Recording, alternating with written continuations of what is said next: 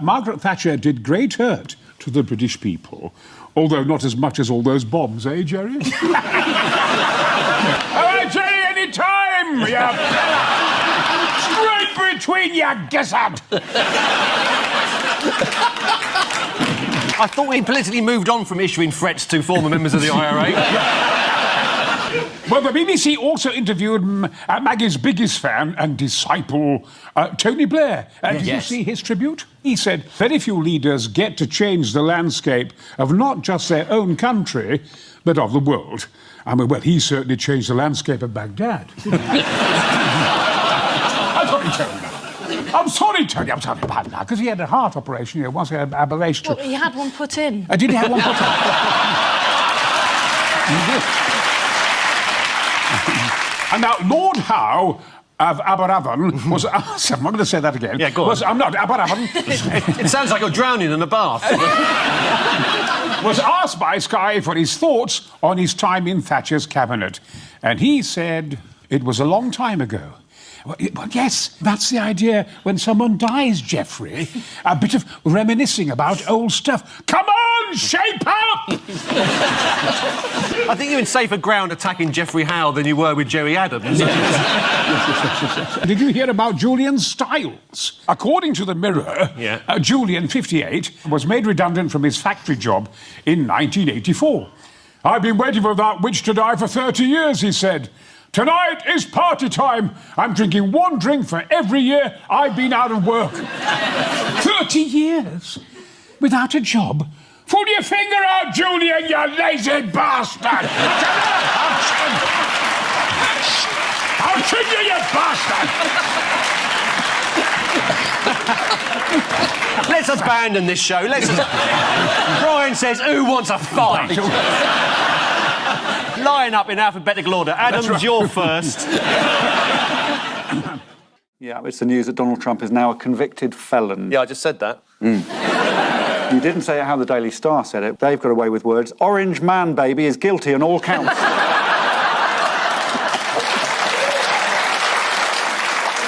Did anyone see that thing when he said, I've got 34 charges? 34. No president has had that many. To be clear, it's not a good thing, is it, being charged? Do you think he's going to jail, Jack? He possibly could. I know that if he does, he will be permitted a security brief. He'll have what's known as a ring of steel, which he'll need in prison, I imagine. You know, in all the films, when the new person comes into the prison, you get all the other prisoners at their bars going, new meat, fresh meat. I just can't, they all come together, Isn't there a thing they do every year with the president on Thanksgiving Day? He has to sort of like pardon a turkey. Yeah. Wouldn't that be funny if he had to do that from his prison cell? You're free!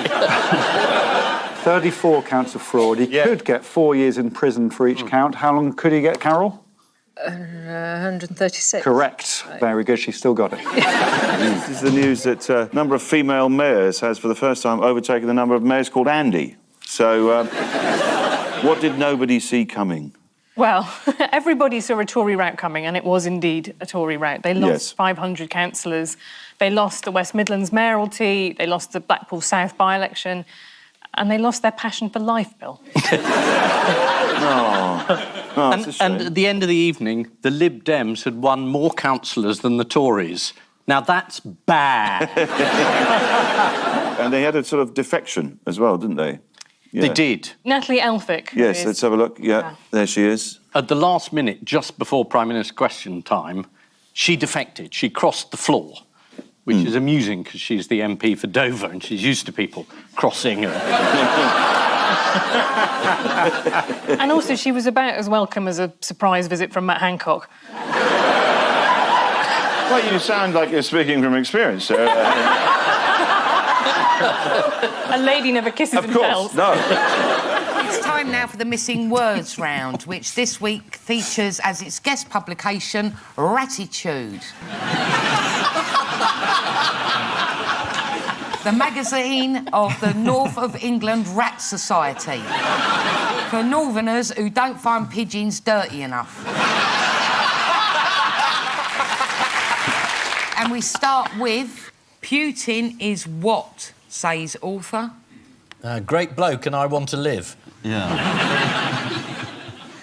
Is it gay? The answer is latently gay, says author. A new biography of Vladimir Putin speculates that he might be latently gay. The biographer is not the first to make this claim. The idea that President Putin is latently has been put forward by a number of recently deceased psychologists.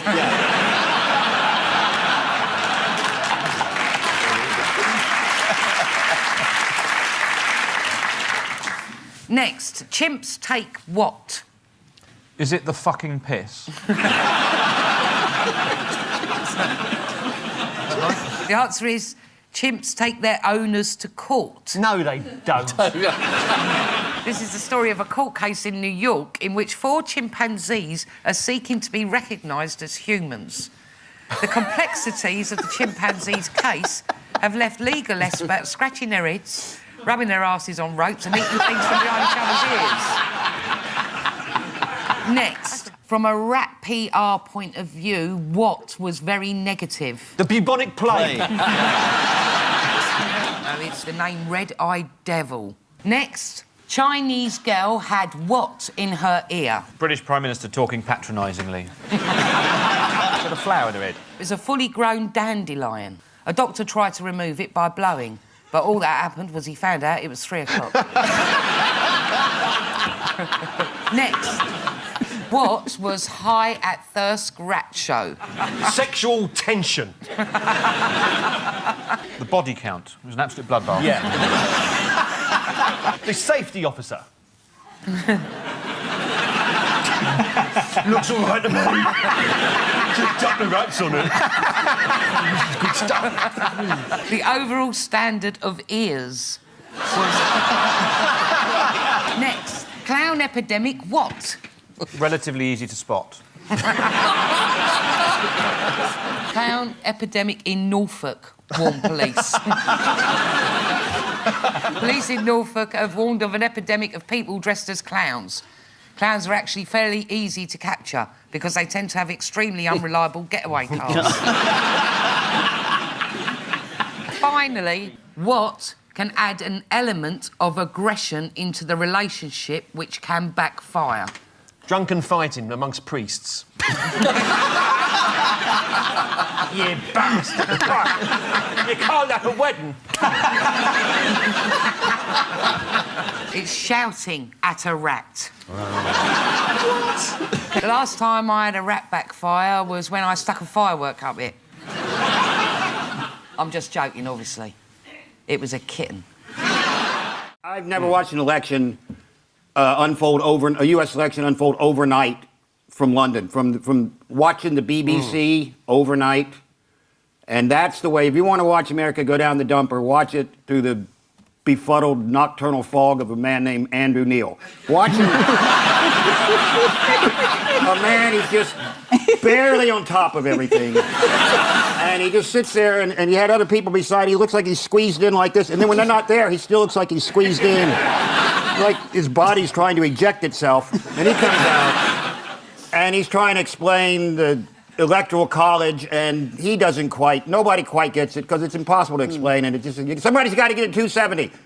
And now you're watching his scoreboard at a bowling alley, and then finally they give up, and they just bring out this guy who just dances on a map. He just he dances on a map, and he's trying to show all the states with his feet. He's going like, oh, there's Wisconsin, and there's Ohio, and oh, there's a red state turning blue. Oh, I mean, Christ, Trump is becoming president, and the guy's playing Twister. And then finally, you know, there's just at the top of Andrew Neil's head, spray-on Thatch thing, and comes back up at 6:30 and says, Trump's president, and great. Trump's president, I'm watching an acorn talk to me. The longest TV review I've ever heard. The problem is he's confusing the role of President of America with 1970s light entertainment comedian at the BBC. And the fact that everyone's tolerated him up to this moment, suddenly they've said, well, look, Donald Trump, he's awful. How could we have told? And he's been campaigning for months and months, and we've never had any indication that he might be thoroughly ghastly in any number of ways. I mean, how are we to know? This is unfair. At what point was it not ludicrous that the presenter of The Apprentice in America could become the Commander-in-Chief? It's like saying the presenter of Have I Got News for You could become Foreign Secretary.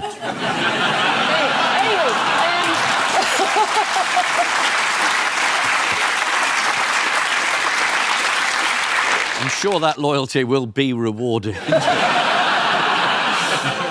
anonymous hackers. Are they anonymous? I don't know where they're from. No, we do know where they're from. Are they from? Where are they from? They are from North Korea, it turns out. Has that been proven? Not totally proven. But they're not going to sue me, so I think it probably is North Korea. There's something in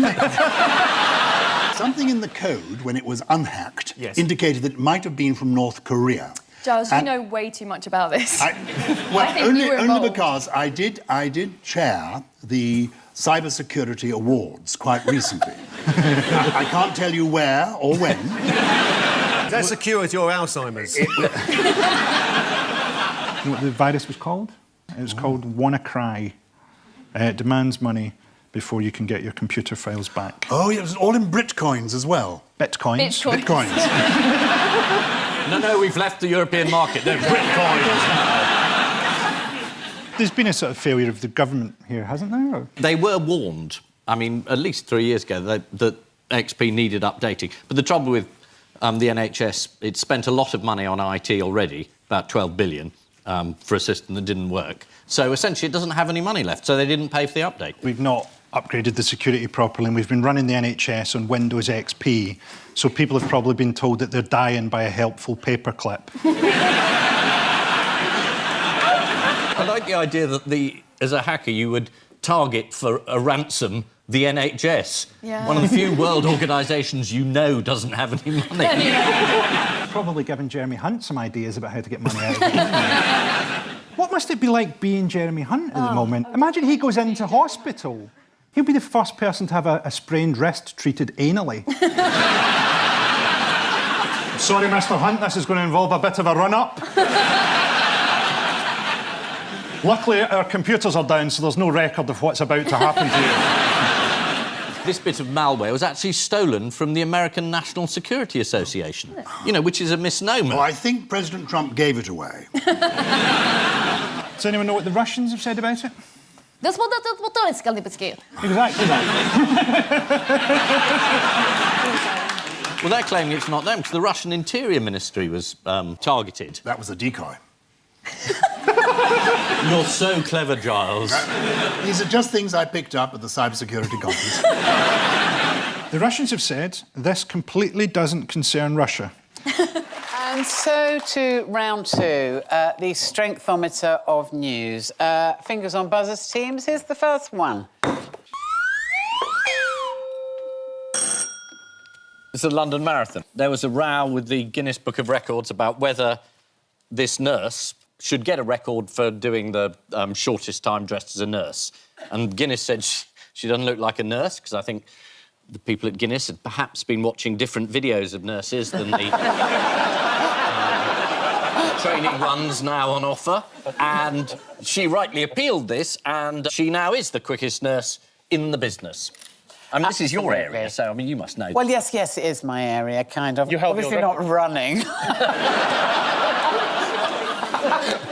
I did do a walk from Hull to Liverpool for sport relief. Yeah, that was pretty amazing, because that was like 20 miles a day for a week. And they did tell me that I would burn 6,000 calories a day. Unfortunately, I ate 9,000 a day. This nurse is called Jessica Anderson, and you were right. She was wearing trousers, OK? As you said, she was ineligible. Because that's she was wearing scrubs, wasn't Scrubs, she? that's right, yeah. According to Guinness, the guidelines said a proper nurse's uniform should include a pinafore and a cap. When did they write those rules? 1850s? Actually, the Daily Mail helpfully provided us with a photo of a marathon-running nurse that falls within Guinness guidelines. Here we are. What actually made them change their mind about her world record? Well, didn't she appeal? She did. She pointed out the inherent sexism, and they released a statement saying, our guidelines were outdated, incorrect, and reflected a stereotype we do not in any way wish to perpetuate, even though they just did. Fingers on buzzers, teams. Am I meant to be doing this again? I've kind of... Yeah. Oh, yeah, we've still got a bit more of this, haven't we? Thanks, Paul. No, we like seeing it. Oh, what? Do you? Yeah. Oh, well, that was completely out of sync. Yeah, that was terrible. Hang on. No. That was quite bad. That was quite bad. You'd have to do it all again. This is a shambles. Hang on. Might as well be What's going on, politicians. Steve? We can't replace them now. What are you talking about? Too late. Put the hammer down. My husband often says that to me.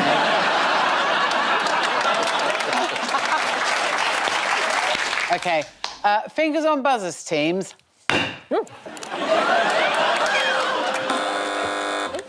This is a story about someone who stole a piece of Stonehenge. And you'd have thought they would have noticed. I mean, look, there he is. Wasn't very subtle about it. He kept it and he took it to America and he's finally returned it because after all these decades, he's got bored of a bit of stone. His name's Robert Phillips. He stole it in the 1950s when a restoration team drilled metal supports into some of the stones to keep them in position. He's just turned 90. Kept it as a memento. Why is he returning it after 60 years? Was he sick of cars slowing down in front of his house to have a look? He was worried about what would happen to it after his death. The sarsen stone... Don't ask me what a sarsen stone is, it just says it's a type one of the stones. They're different types. The standing ones and sarsen ones. And Top ones. What a dork. You're not denying it. That's a completely different type of stone, which is around the perimeter. Do you like Stonehenge? I love Stonehenge. I used to go there when you could go up there and help in the building. OK, so there's a couple died it out, like it's Jamie Oliver, who we've just mentioned. Yes, he's... restaurants are all shutting. All restaurants are all shutting down. Jamie Oliver's restaurants have closed. They've gone into receivership, I believe. That's it. Jamie Oliver blamed the company's collapse on the well-publicised struggles of the casual dining sector and decline of the UK high street, along with soaring business rates. How do you think the Sunday Times food critic Marina O'Loughlin described Jamie's tagliatelle? Presumably not in complimentary terms. Load of old shit. Almost exactly so. She described the tagliatelle with truffles at the Jamie's in Westfield, Stratford, as a honking, salty swamp of a sauce, brown and dusty with nutmeg. Tiny chunks, not shavings, of tasteless black truffle lurk around like mouse poos in soup. Brown and dusty with nutmeg is my Tinder bio.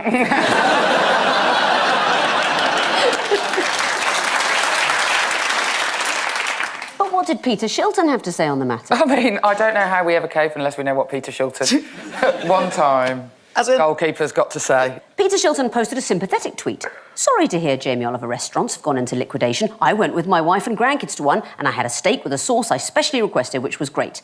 So that's nice. Jamie will appreciate that, Peter. That's lovely. But he added, but the kids had pasta, which they loved, but couldn't eat as it was so bad.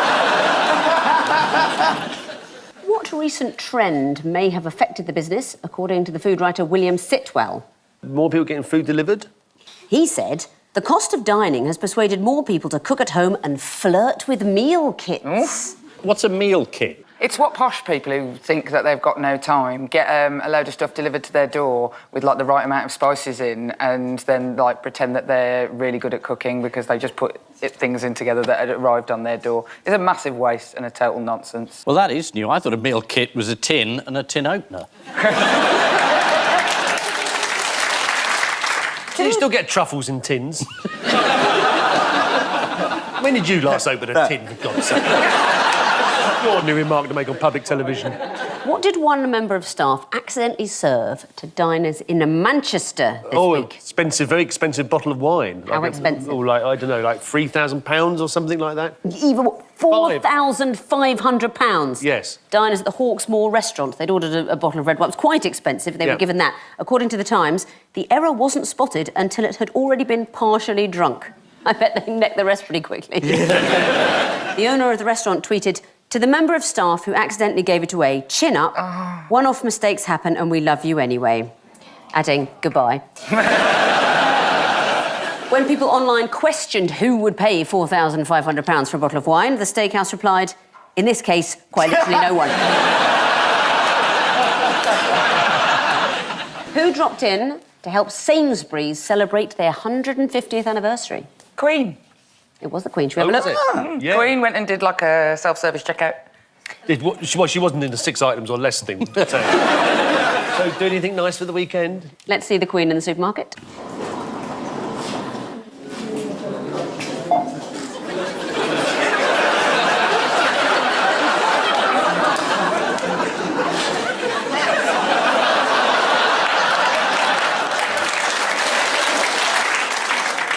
I love the fact that was her first reaction. Yeah. She saw through the system. Yeah. To be fair, that's how she got the Koh-i-Noor, by putting it through as a courgette. This is the demise of Jamie's Italian. Trying to explain the collapse of the restaurant chain, the manager of one Jamie's Italian said, things are fairly hard. I think he means al dente. One person affected by the collapse of Jamie's Italian was former England goalkeeper Peter Shilton, who tweeted that he'd enjoyed a steak there, but his grandchildren had pasta, which they loved but couldn't eat as it was so bad. Mind you, Peter Shilton's never liked tagliatelle, linguine or ravioli, as they all scored against him at Italia 90.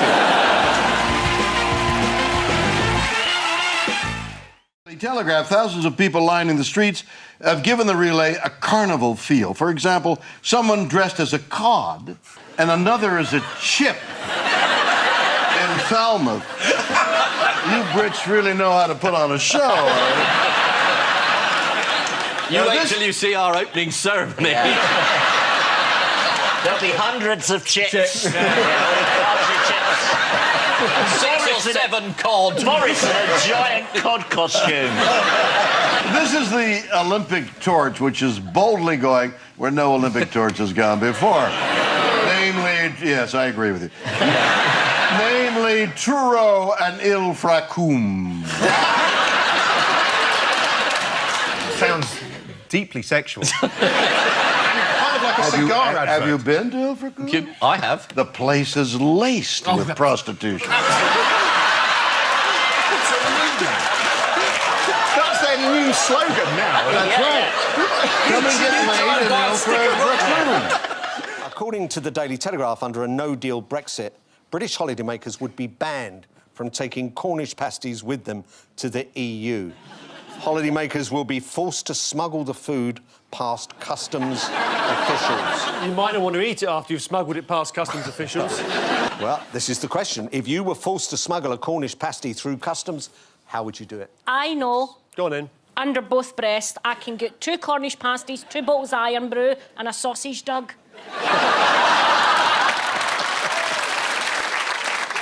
Any answers on your side? We can't compete with that. We haven't worked out why you'd want to take a Cornish pasty to Europe. You might enjoy a Cornish pasty. It might always be a family tradition to have a Cornish pasty on holiday. Oh, in Brittany? Yeah. And I can keep them warm all the way. Well, that is the important thing. Yes. This menopause is not going to waste.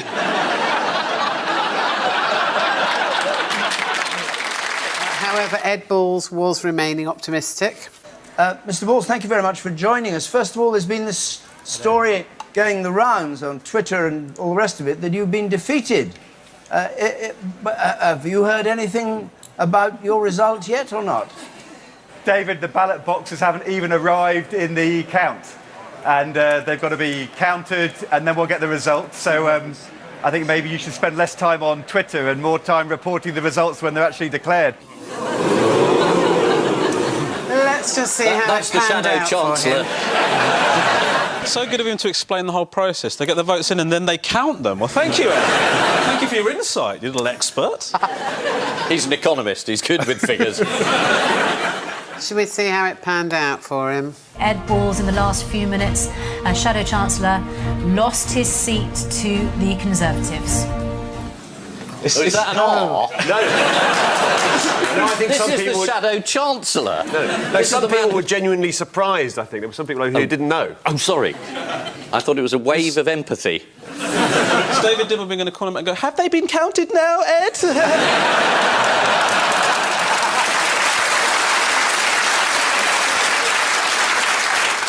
Who might be particularly delighted with the timing of the election announcement?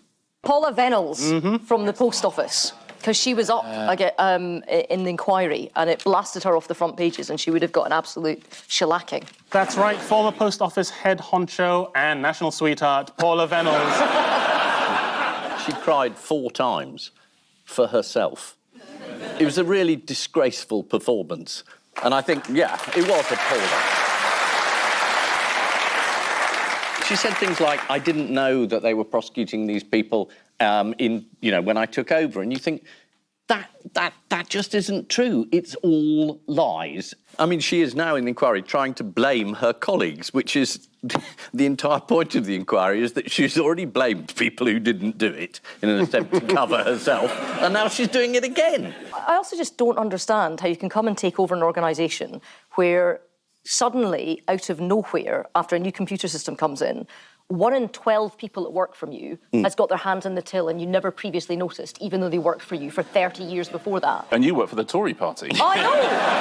Right? But if what is happening is that the amount of money that you claim they've stolen is returned to the post office and then you take it out as a bonus, which they did, that's straightforward theft. I was going to call it corruption. That's worse than that. Is it worse than corruption? OK. Ryan Giggs has spent an awful lot of money to ensure that he's become world famous for stuff other than football. Yeah. But people still might be sued for telling people that it was him. So. Yeah, well, that's right. The MP, John Hemming, he said that apparently 75,000 people named Ryan Giggs on Twitter. It's not possible to arrest them all. Well, I mean, it's worth a go, though, isn't it? I mean, well, the thing is, the injunction is still in place. That's right. That's the thing. Absolutely. Despite the people keep going blabbing it out, there's a legal expert, Joshua Rosenberg. Yeah. This is what he had to say about it, right? Well, the law is clear. There is still a court order in force which says that we can't name Ryan Giggs as the person who brought these proceedings. But please we can say his name, though, because I was getting so fed up. Every newspaper, every day, it was like, Imogen Thomas has been having sexual liaisons with a man who cannot be named. It's like, what, Voldemort? Yeah. I sort of see why he did it as well, Ryan Giggs. Because you get the super injunction, he knows that if his identity was known, then people would know not only who he was, but also that his marriage was on the rocks. And at that point, John Terry would be round his house like a sex-crazed wicket. Yes, the worst-kept secret in Britain is finally out. Lawyers are a complete waste of money. As the row unfolded, thousands of Twitter users named Ryan Giggs in what the Daily Mail called one of the biggest acts of civil disobedience in modern times. Top that, Syria, lightweights.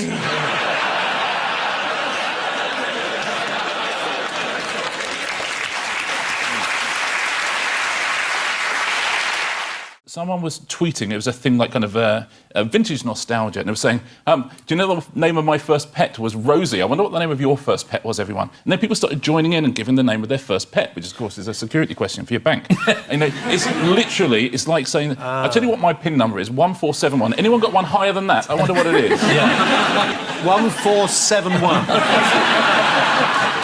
The thing I find astonishing, though, is that with all this data theft about, my Wikipedia entry's still full of lies. Mine once said I was Oprah Winfrey's nephew.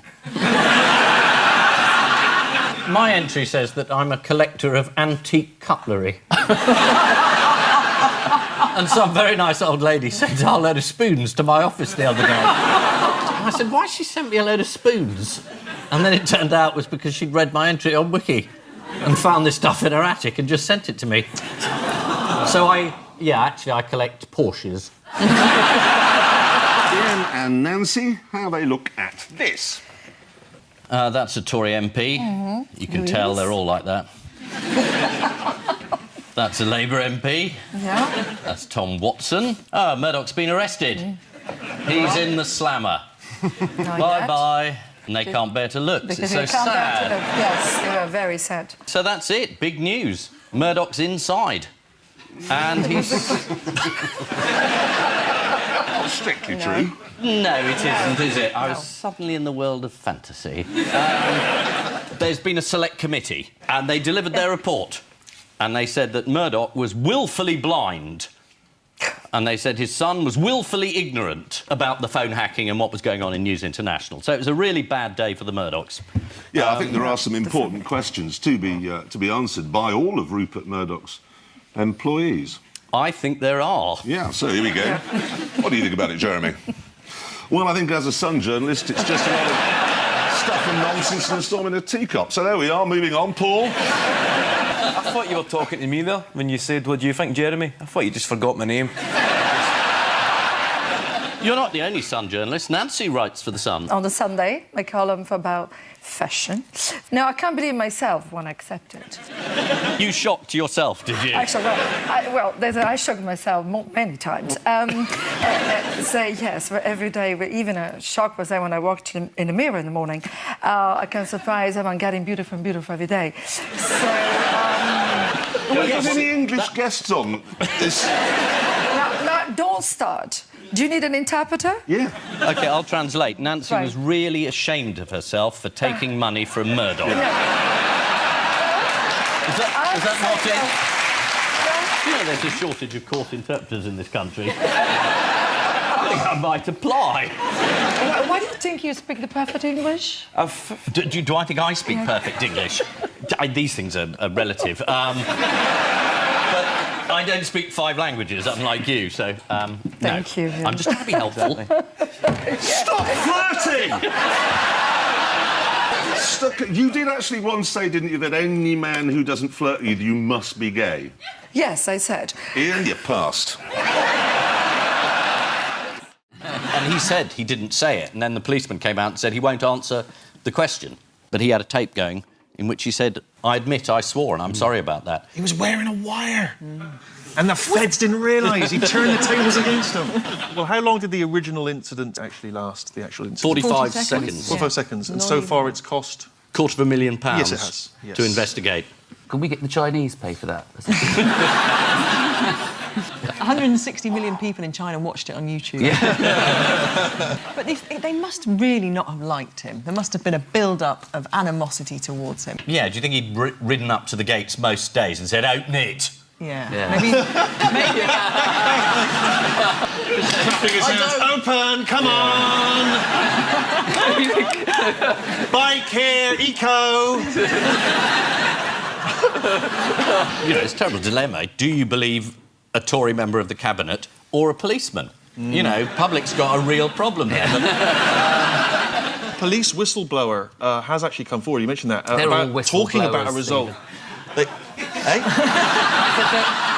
They're all whistleblowers, they all blow whistles. I don't think they do anymore.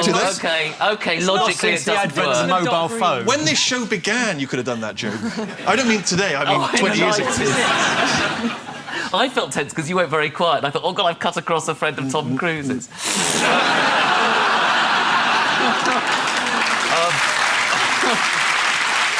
Well, a whistleblower has come forward with the result of a plot to get Mitchell. And he says that Mitchell had a row at the gates the previous evening as well, after which one of the officers had said, right, we can stitch him up. I love the idea that they actually said it like you would in the Beano. If, as a result of his presidency, the world does indeed end, won't it be marvellous to think it happened in our time? He might change what the word presidential means. Like, in a few years, you'll be going, oh, my uncle fell over and banged his head on a curb. He's been rendered completely presidential. He dismissed the head of the FBI this week. Comey, James Comey? Mr. Comey was dismissed. Comey over. Because he was... investigating his connections with Russia. And now there's an inquiry. Who's been put in charge of the inquiry? They've got a special prosecutor. A former Yeah, head of the FBI. And when you open up that special prosecutor, there'll be another little special prosecutor, and open up, there'll be another and eventually a little bloke saying, did you do it? He's Robert Mueller, who was the former FBI director. James Comey's done something to get his revenge on Trump. Any idea He has what it is? produced his memo. Oh, he yes, kept he a memorandum. didn't he? Yes. After Trump tweeted that he had kept, or suggested he might have kept a recording of the dinner that took place in February, Comey then came back to say, well, I kept a memorandum. And he said, will you drop the Russian stuff? So basically he accused him of literally trying to interfere in the process of justice. And the Americans don't like that very much. So it is all going wrong. Yeah. And then the best bit was Putin, who was like, oh, if you want the transcript, we've got one. How did Trump's administration respond to Comey's leak? With confusion. With incredible confusion. According to online news website Daily Beasts, one official said, I felt like running down the hallway with a fire extinguisher. Yeah, no, it's extraordinary. I mean, I thought it'd be terribly boring, like most conference speeches, but it was just fabulous. And I know a lot of people who are probably nicer than me felt very sorry for her. But I thought it was very, very funny. It's a bad sign when a cough suite goes down better than you do. She coughed so much, it felt like she was going to start coughing insects, like an actual horror film. But it's that moment when you're talking to someone who doesn't really believe what they're saying, and they're saying, yes, I'm really the person for the job. And everything's going very... Coughing does not do well for female politicians. Her and Hillary Clinton, their colds have destroyed them. Well, Ian Duncan Smith used to cough a lot. Do you remember? He was another successful Tory leader. He never had it that bad, though. No, you don't think so? No, it's a sort of much lower level cough-based problem. Theresa May took it to... I mean, she weaponised. That was quite incredible. I can't believe you didn't feel any sympathy for her at all. Not even a scintilla. Oh, dear.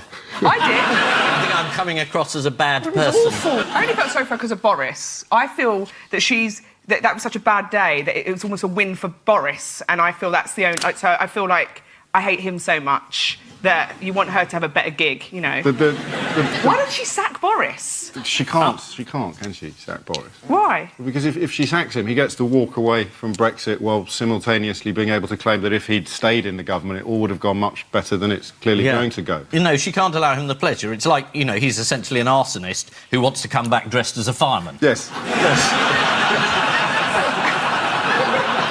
Where's the fire?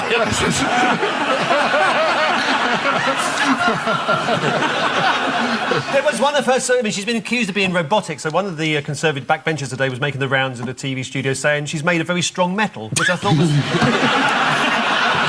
Well, people say that at a certain point, a Prime Minister runs out of luck. It just happens to you when everything's going wrong. Yeah. It's like the end. It's like the complete end. She's not so much as occupying the office of Prime Minister as haunting it. I mean, again, it's difficult to make up, but the first letter is F, so it's an F off. An F off. But 15% of respondents to a YouGov poll said that the speech had gone well. 15, there's no way that could just be the cabinet. 15% of people... 15% of people watched that and thought, yes, that's gone rather well. Which makes you wonder what it would take to lower that number from 15%. She could have stood there and melted like the witch at the end of The Wizard of Oz. She said 12% think it went rather well. She's a puddle on the floor. 10% still think it's gone rather well. It's 15%. Are you sure that isn't just members of the Labour Party? Start with the bigger election stories of the week. Ian and Romesh, take a look at this. Trying to get out of the country. No, this is the race to get the first result in while people are still awake. So woman can't count. Just devastated. Ed Miliband looking chilled out. They're shouting at him. Oh, so relaxed. You're an immigrant? No. This is the throne. The legend. This way. And it's the winner. I hate you. Oh, there's balance. These are all people who've gone. Liberals, Hughes, poor old Danny Alexander. Have I won? No. No, he stayed in as punishment. And then it's goodbye. It was quite exciting because everyone said it was unpredictable, meaning they got it wrong. So we had this exit poll when it came out, which more or less told you what the result would be, which is a Tory win, except they'd understated the win. And then everyone spent the rest of the evening going, well, if this poll's right... Oh, God, it is right. I'm just going to step to see if the exit poll's right. I know. I've stayed up for no reason. Okay. They had Paddy Ashdown on at the beginning of the evening saying, if that exit poll's right, I'm going to eat my hat. Typical Lib Dem. The end of the evening, they gave him a hat. Did he keep his promise?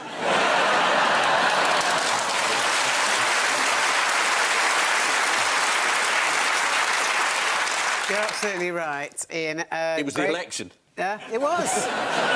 It was the election. Here's the next one. Fingers back on buzzers.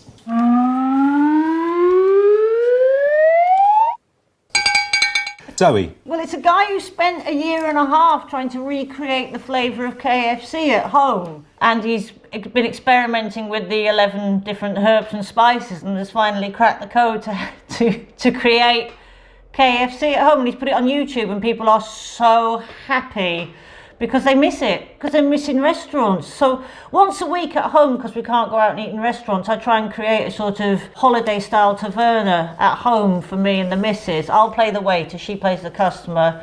I'll ignore her for about an hour and a half, then I'll bring her something she didn't want, and then I'll overcharge her at the end. And it just really feels like we've had a nice night out. Yeah, this is Dan Fell from Warwickshire, who's been labelled a modern-day hero by the Daily Mail this week for recreating the KFC fried chicken recipe in his own kitchen. It took him 18 months. Zoe, 11 herbs and spices, do you know what they are? Creosote. I know what a lot of them are, right? There's paprika, ginger, pepper, white pepper, salt, I can never say it, oregano. Oregano? It sounds like half the Wombles are in there. What food is nurse Claire Stewart, here she is, now obsessed with, and why? Oh, goodness. I'm going to say beetroot, only because I've got 5 in my own cupboard. You got 5 beetroot in your cupboard? I've got 5 beetroot. I sort of panic bought beetroot. You panic bought beetroot and I rushed out to the shops and got this. This gives me hours of pleasure, this does. I bet it does. She told The Sun that after a life-saving stem cell transplant, despite never tasting the snack before, she was left with an addiction for pickled onion flavour Monster Munch. Oh, yeah. We need to self-isolate her. I'll swap her a beetroot for a bag of pickle flavour. Ah, you see, there we are. That's the currency of the future, beetroot. Get what you like with 5 beetroot. You can. This is the news that a Warwickshire man has come up with his own recipe for KFC. Now he's got to master the harder trick of convincing people that a tiny pot of 12 baked beans can really be called a portion. Also in the news, it emerged that members of the House of Lords are unhappy with the quality of the food that's been on offer there. The Times revealed that Lord Naseby put 6 official questions about snacks to the chair of the House of Lords Services Committee. That's his mistake. He should be asking the Master of the Rolls. The Sun also revealed that another unpopular choice in the House of Lords is ladyfingers. Don't think I've ever heard ladyfingers speak in the Lords. In other food news, a man was arrested for doing 110 miles per hour on the M1 while travelling from Nottingham to London to buy a loaf of bread because it was £1 cheaper. True. The arresting officer reached for his baton, which the driver then offered to buy off him. Anyone want to see a dog owner trying to trick their pet into eating carrots? Yes. From Waitrose and Partners. Christmas chocolate selection, 240 grams, was £10, no £5. 6 months matured Christmas pudding, 4 And we start with Gary the cat has eyebrows that what? Distract you from the fact that Gary is a ridiculous name for a cat. I've got a cat called Colin. Well, that doesn't mean that it's OK, does it? Are you serious? Colin? Yeah. So when he's out, you open the door and go, Colin! People just think you're looking for a bloke. There's no way they think Colin's a cat. Well, the judge believed me. Gary the cat has eyebrows that always make him look confused. Here is Confused Kitten. He's probably thinking, why the hell am I called Gary? How did Keir himself accidentally lighten the mood? Sausages instead of hostages. So good. Yeah. I did feel for him because he gave a very long speech and I thought, no one will remember anything about that apart from he said, we're going to bring the sausages home. I think what happened there is sometimes when I come on the television, my mates will be like, can you get the word unicycle in? Which you just done. James wrote me a tenner, mate. Unicycle, I'll have a tenner as well. I think what's happened here is his mate, Labour peer Wahid Ali, has gone, if you say sausages in your next speech, I'll give you 16 grand. And he knew that hostages was coming up and he saw an opportunity. That's what I think has happened. It's a product placement, effectively. Sounds plausible. Can I just say that the night Keir did that, I was doing an event with John McCarthy, who actually had been a hostage in Lebanon. And I thought, oh no, this is really bad taste. I don't know what's going to happen. John McCarthy stood up and said, as a former sausage...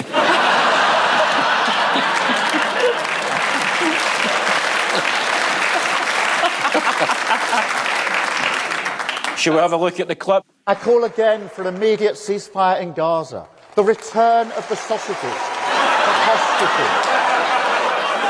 So good. Is this any connection with Liz Truss opening up new pork markets? That is a disgrace. Yes.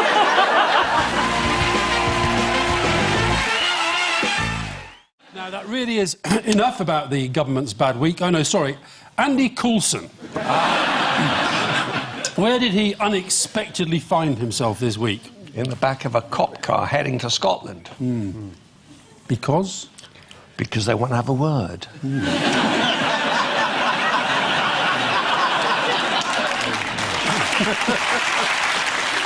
I had absolutely no idea that you were a gangster. Andy Coulson. He's been arrested for perjury. Yes. During a trial where someone else was on trial for perjury. Yes. While he was actually working for the Prime Minister, which is pretty shocking. Are you shocked, Alistair? I'm shocked. You. I'm glad you're shocked, because, you know, some of the people that this government have been hanging about with, Rebecca Brooks, know her at all? I do. Were you shocked when she was shocked. arrested? I've been shocked by lots of things, Ian. He's been charged, though, not just arrested. Yeah. He's been charged. He's been charged. Which is why Ian's being so careful. Yeah. About Andy Coulson, if not about me. Well, they haven't charged you yet.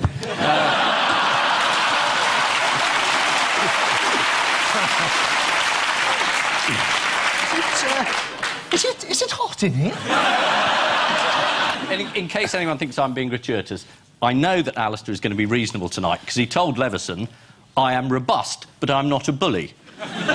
So no matter what anyone says, you're going to be really reasonable. Tonight? No. That's good, though, to remember. Like, if your kid gets caught, like, kicking a fat kid, just go, no, he's not a bully, just robust. He's robust.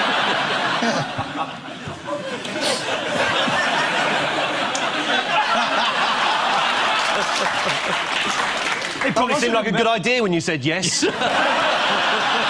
What did the BBC get wrong? This idea...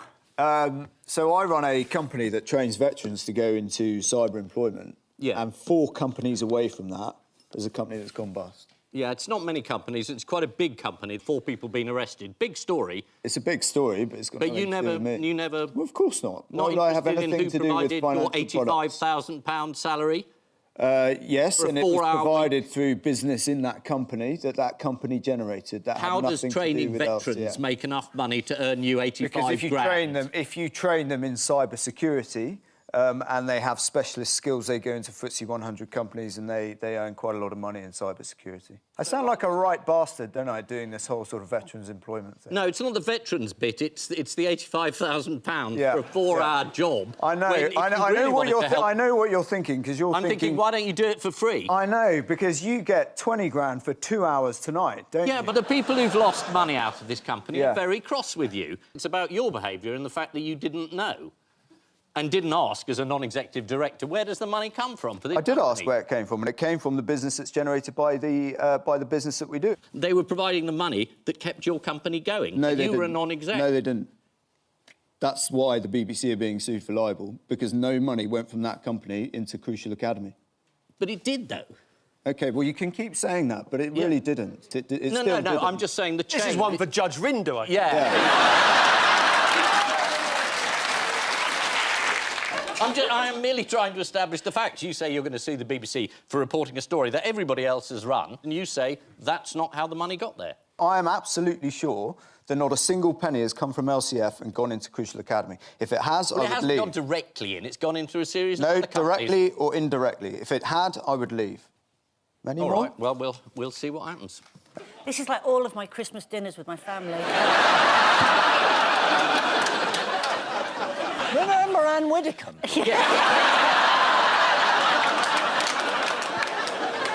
I'm sorry, David, it's a big story. 4 people were arrested, and I know you think that your political enemies have smeared you with this story, but No, I it's don't. there. No, I don't. It's in the news. No, I don't think that. I don't think they have smeared me with this story. But you have accused the Deputy Chief Whip of trying to dig up dirt. The Deputy Chief Whip has decided to go and ask friends of mine that I served with in the military whether or not things in my book were correct. And obviously I found out, wasn't overly pleased. That book was signed off by the parents of individuals who were killed in that war and who fought with me and my soldiers, but obviously not good enough for the Deputy Chief Whip. And when I confronted him about it, he claimed that was his job, to kick the tyres. And when I spoke to my friend, who he had actually spoken to, he hadn't done anything like that at all. He tried to get some dirt and blackmail me to vote for the Prime Minister's deal in January. That's why they did it, to try and force your vote? Yeah. Right. Nice place, politics. Yeah, it sounds great. Yeah, why did I sign up? Why did you? Yeah. Like Anne Widdecombe. Remember her? Ian's team, a Swindon-based comedian who has been very open about suffering from a debilitating disorder, namely that he lives in Swindon. Please welcome John Richardson.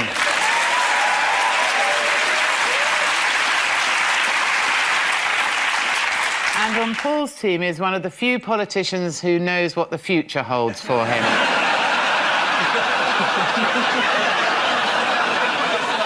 A regular slot bantering with Jeff Stelling in Dictionary Corner. Please welcome Lembit Opik.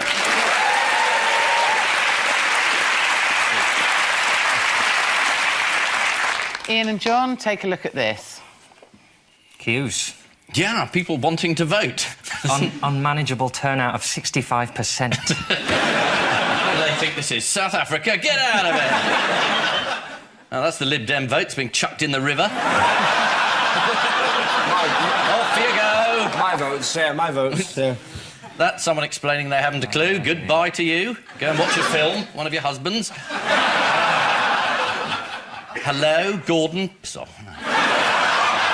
Well, the people have spoken, as Joe said, and they've said, I'm not sure. We don't know any of you. Oh, what about you? I don't know. No, it's very exciting. We've got a new Prime Minister, Gordon Brown. You've never voted for him before, and you didn't vote for him this time.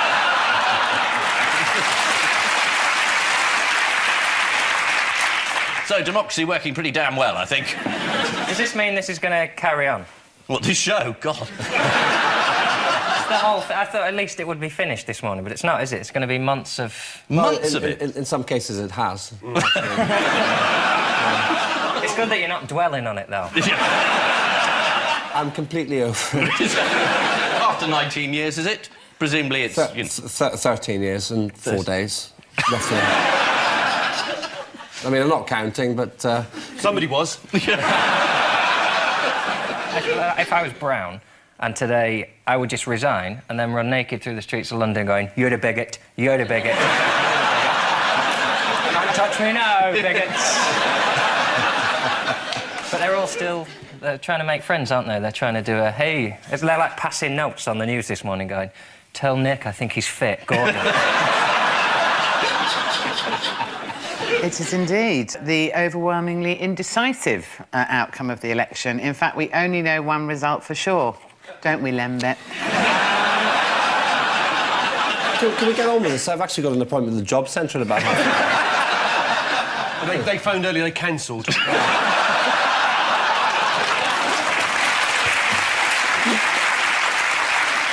What happened to Esther Ranson? She lost. She lost her deposit? Her deposit. She lost her deposit, she did. Good. Yes, indeed, yeah. Well, someone has to say it, that's life. I know, no cigar for that one, sorry.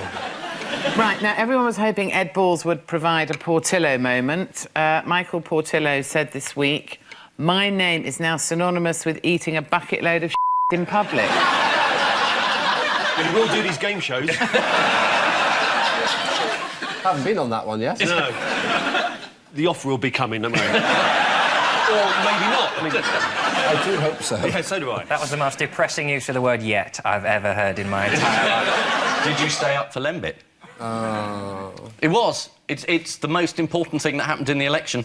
Because? It's quite funny.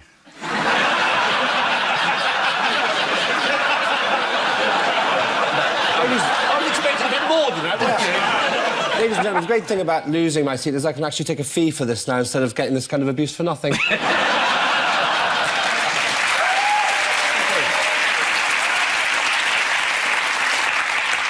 Do you want to do a rabble-rousing speech on behalf of our coalition? I think what we offer is not them, basically. People are sick of you coming on here, making fun of the contestants, you know? Just because I'm having a bit of a hard time at the moment, lend us the price of a cup of tea, I'll give it back to you next week. I don't mean nothing, Governor. I've got me harmonica and can play that for you if you want. And I have. No, I have. Gotta find some change. I have. Are we witnessing a mental breakdown? You do the singing and I'll do the playing. Before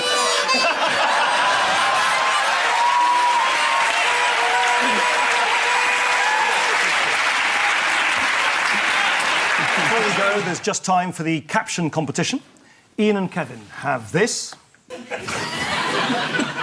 Big dog and small dog. Let me finish.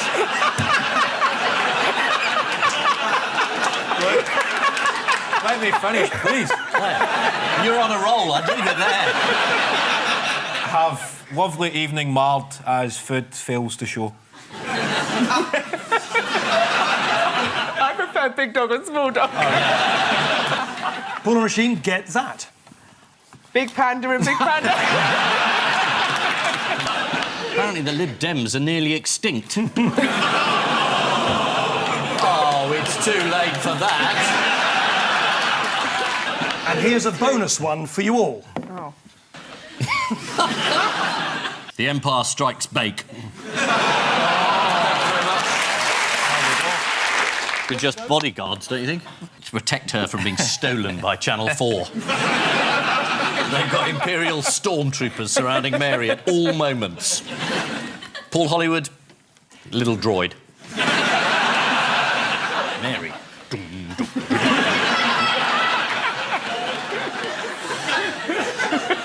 You're having one of your turns again, Ian. Yeah. You wanted me to point it out the next time it happens, remember? Thanks, sorry. He gets a nosebleed when he starts dealing with popular culture. Miller's resignation attracted the usual bunch of renter quotes. What we've seen is a Prime Minister who clearly is totally disconnected with how the voters in Britain feel about MPs' expenses. That was Nigel Farage. The same Nigel Farage who in 2009 revealed that as an MEP he'd claimed in expenses £2 million of taxpayers' money. And who was it? Who was it that brought up the issue of £2 million and me and taxpayers' money? Dennis McShane. Yeah, he's in jail, but you're not. Yes, I had noticed that. Good. Yes, well, as a tax-funded MEP, Nigel Farage is an equal opportunities employer. Some of our money has gone to his wife and some to his mistress. Or have I got that wrong? That is allegedly, don't you? That is allegedly. We can set the record straight now. Yeah, I think it is. I think you ought to say allegedly, quite honestly. Can I say, as a member of the press, I think, you know, actors really are in need of a royal charter. I mean, that sort of allegation is pretty distressing. Right, is it true? No, afraid not. Not true at all? Not true at all. Any of the good bits?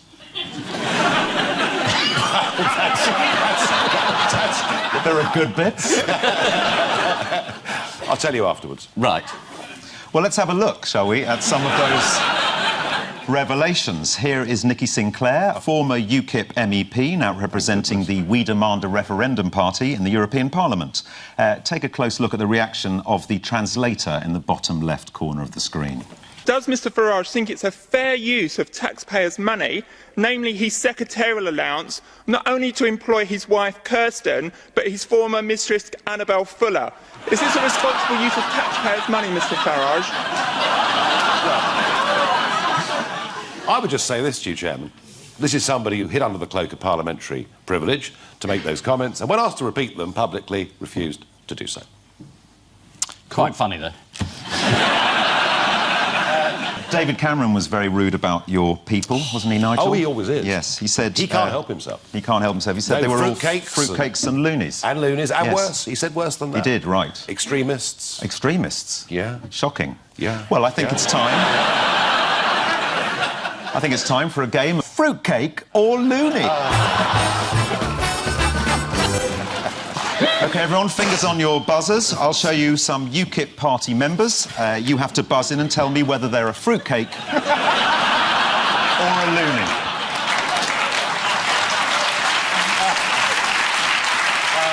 Here's the first one.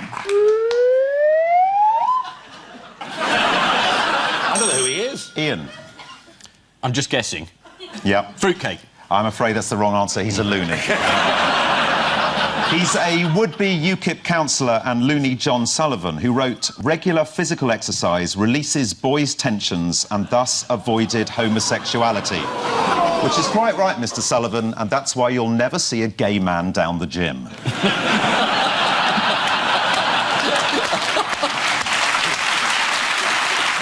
Fingers on buzzers, here's your next one.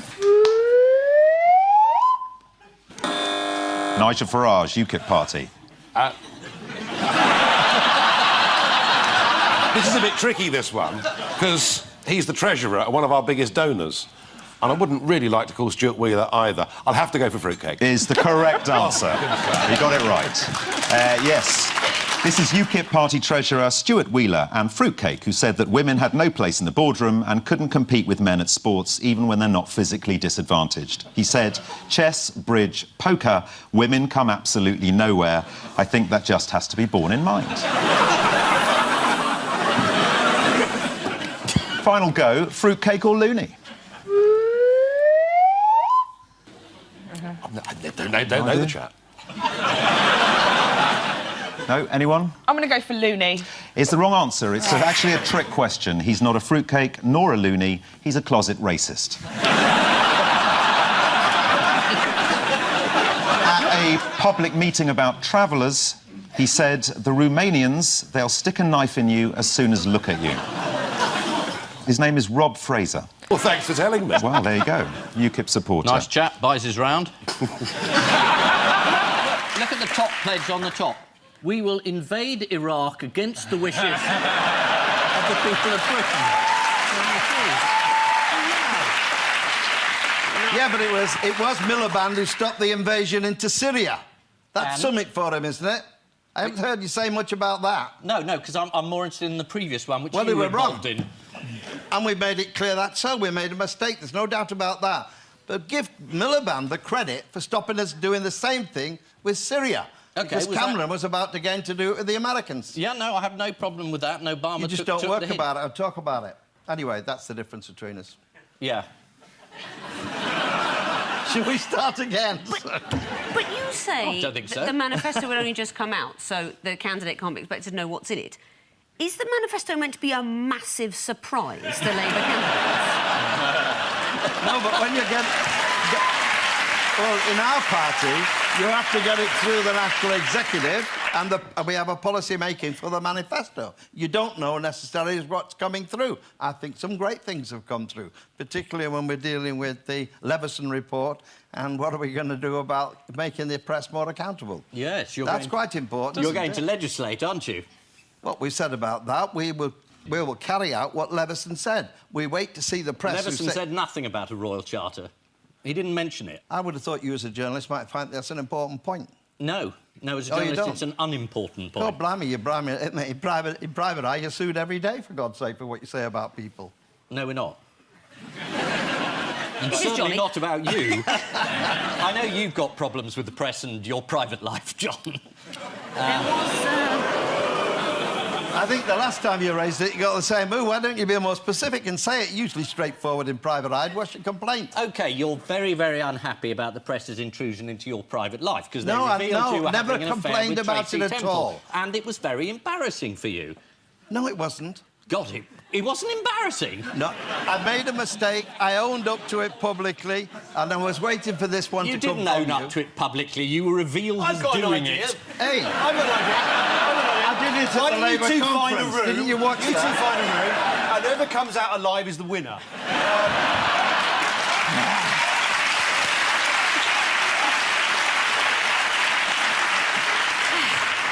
I don't think there's any doubt about that. That's a death stare. He gave me a death stare. It depends who's ordering the room service, I suppose, doesn't it, John? This is like a terrible family Christmas. He's kind of the main act.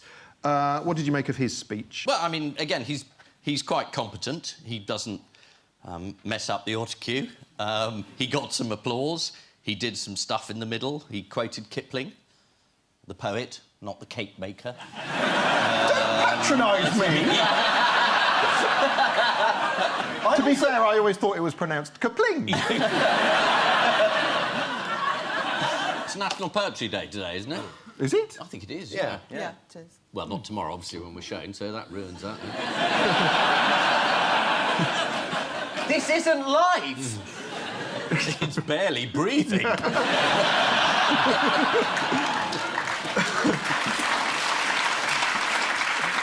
How did you feel about him having a go at your friend Jeremy Corbyn, Diane? Well, it's certainly not the kinder, gentler politics. He did say in his speech of Jeremy Corbyn, he said, "My friends, we cannot let that man inflict his security-threatening, terrorist-sympathising, Britain-hating ideology on the country we love." This was in reference to an interview Corbyn gave in 2011 where he said it was a tragedy bin Laden had been assassinated rather than tried in an international court. BBC News didn't mention that nuance in their coverage of Cameron's speech because they've still got a licence fee to defend.